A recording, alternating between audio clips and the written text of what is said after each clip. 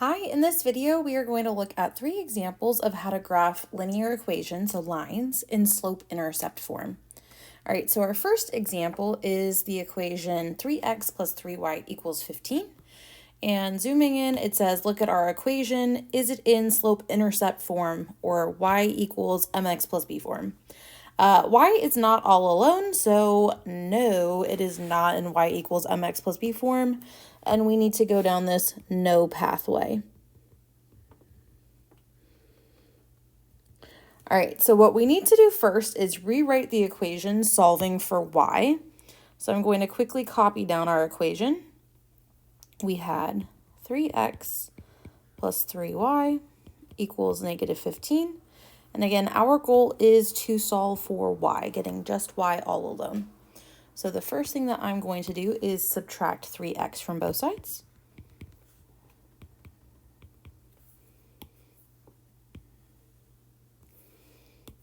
So we are left with 3y, and that equals the negative 3x we just subtracted, take away the 15 that was already there. And then we're close to being in slope-intercept form, but we still need to get rid of that 3 in front of the y. So I'm going to divide everything by 3.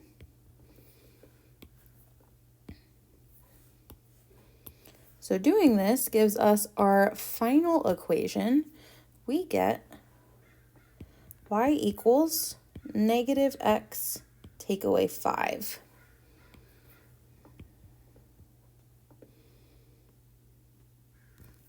All right. And I put negative x because negative 3 divided by 3 is negative 1. We don't really need to put the 1. All right, following our flow chart, the next thing that we're doing is reading this box. It says find the constant or the number without a variable that's being added or subtracted to x. And then if there is no constant, it's 0. So looking at our equation, we have a 5 being subtracted to x. So following down, it says this constant is the y-intercept value called b. So for us, it is negative 5. All right, continuing this way, it says plot a point on your graph at 0, b. So for us, 0, negative 5. So we have our graph over here. We're going 0 side to side and then to negative 5 on the y-axis, so 5 down. And we're going to put a point there. All right, so we did that. We can put a check mark here that we have plotted the y-intercept point. Now it says look at our equation, so let's copy it back down so we don't have to look too far. We had negative x take away 5. And it says find the number directly in front of and touching x, which is called x's coefficient. And then it says, note, if there's no number, it is a 1. So if we look at x, there is no number directly in front. There's just a negative sign. So what this is telling us is that really means that this is a negative 1x. So this coefficient is the slope value called m. So we just figured it is negative 1. And the next thing says, if this value is not already written as a fraction, turn it into 1 by writing that number over 1. So that makes sense. Negative 1 is really negative 1 over 1. And this is that rise over run pattern. So what that means is from wherever we start, we're going to go down 1 and then run forwards 1. And that can get us another point. All right, going this way, it says starting from our first point at the y-intercept, follow our slope's rise over run pattern to get another point. So our rise over run pattern is down 1, forwards 1. So from our original point here, we're going to go down 1, forwards 1. And we can then connect our points in a straight line. If you want even more points, you could continue this pattern and just keep going down 1, over 1, down 1, over 1, down 1, over 1, and add in more points here. Totally fine. All right, so I'm just going to, for sake of adding even more, keep going. And then we can connect the points using a straight line.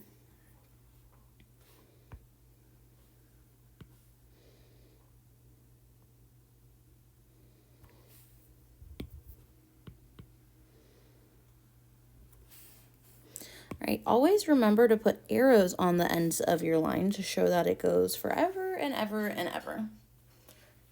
And I'm going to put a check mark in each of these boxes to show that we did it. So zooming out, we have graphed y equals negative x take away 5, which was equivalent to 3x plus 3y equals negative 15. All right, going to our next example, it says look at the equation, and we are working with negative 5x plus 2y equals 8. Is it in slope-intercept form? Because the y is not all alone, no, we are not in slope-intercept form. So we are going down the no pathway again. So go ahead and copy down that original equation. And again, we need to solve for the y. So the first thing we are going to do is add 5 x's to both sides to start moving the x's over.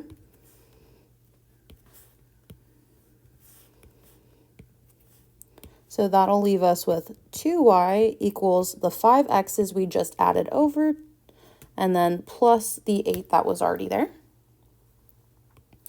And now we'll need to divide everything by 2, so we're left with just a single y equals. So our slope-intercept version of this equation will be y equals 5 over 2x, and then plus 4, because 8 divided by 2 is just 4. I'm going to put a big box around this. All right, following our flowchart arrow this way, it says find the constant, the number without a variable being added or subtracted to x. So for us, that constant is 4. Then going this way, it says plot a point on our graph at 0, that b value, which for us was 4.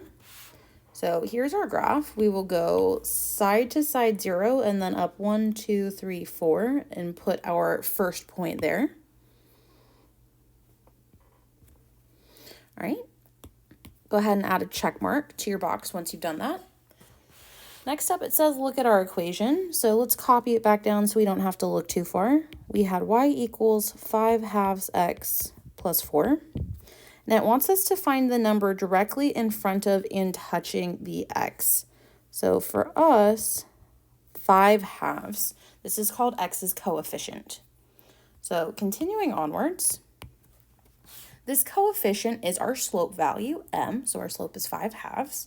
If it's not already a fraction, we could make it one, but we already have a fraction, so perfect. Our m is 5/2, so we are going to write 5 over 2. And this is our rise over run pattern, so that means if we have a starting spot, we would go up 1, 2, 3, 4, 5, and then forward 1, 2, and that's how we would get another point. So that will be our rise over run pattern. Up 5, and then forwards 2. I'm just going to scooch this down a little bit, make it look a little prettier. All right. So going onwards, it says starting from our first point at the y-intercept, which is 0, 4, follow our slope's rise over run pattern and make another point. So that means starting from here, we're going to go up 1, 2, 3, 4, 5, and forward 1, 2, and this is where our next point will go.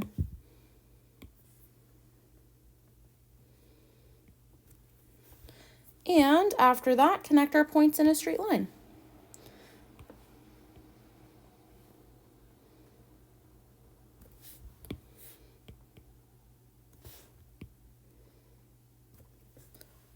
Don't forget to add arrows on the ends of your lines to show that it goes forever, and add check marks to show that you did what you needed to do.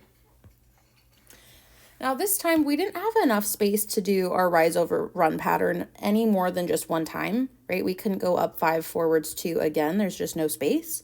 So if you wanted to reverse it, instead of going up and forwards, you could go down and back. So if I work backwards, down 1, 2, 3, 4, 5, and back 1, 2, I should be back on the line again. So that could help you get additional points. All right, so this line has been graphed. And our last example, it says look at the equation. We're working with y equals 4x. Is it in slope-intercept form? This time, actually, yes, we have a y equals equation, so yes, it is in slope-intercept form.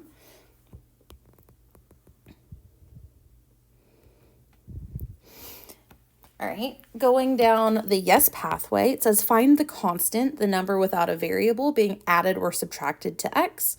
I don't see anything being added or subtracted. The note says if there is no constant, it's 0. Okay, that makes sense. So we can say there's really a plus 0 here, which is true, right? 4x is the same as 4x plus nothing. So continuing onwards, this constant, the 0 we just found, is our y-intercept value, b. So b is 0. Moving forwards, plot a point at our graph at 0, comma b. So for us, that's 0, comma 0. So our y-intercept is actually the origin this time. 0 forward, 0 up. All right, once you have that point plotted, put a check mark down. All right. Next up, it says look at our equation. So if you recall, our equation is y equals 4x plus 0.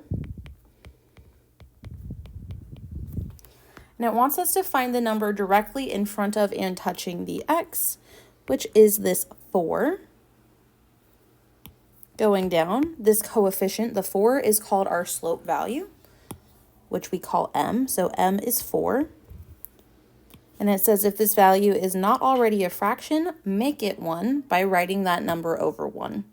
So that makes sense. 4 really is the same thing as 4 over 1. So if this is our rise over run pattern, what that means is if we have a starting spot, we can rise 1, 2, 3, 4, and then run forward 1 space, and that should get us to another point. So again, 4, and then forwards 1. So moving over here, it says starting from our first point, which happened to be the origin this time, that's where our y-intercept was, follow that rise over run pattern. So we are going to rise up 1, 2, 3, 4, run forwards 1, and this will be our next point.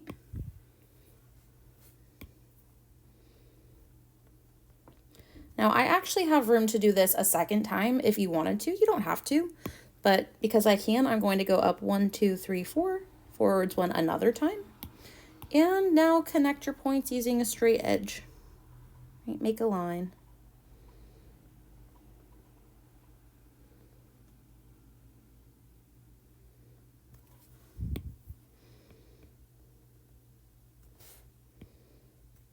All right, once you have your line in place, always put arrows at the end to show that it just keeps going and going.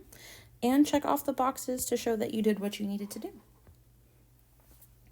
Now, if you wanted even more points, we can always reverse our rise over run pattern. Instead of going up 4, forwards 1, we could do the reverse and go down 4, backwards 1.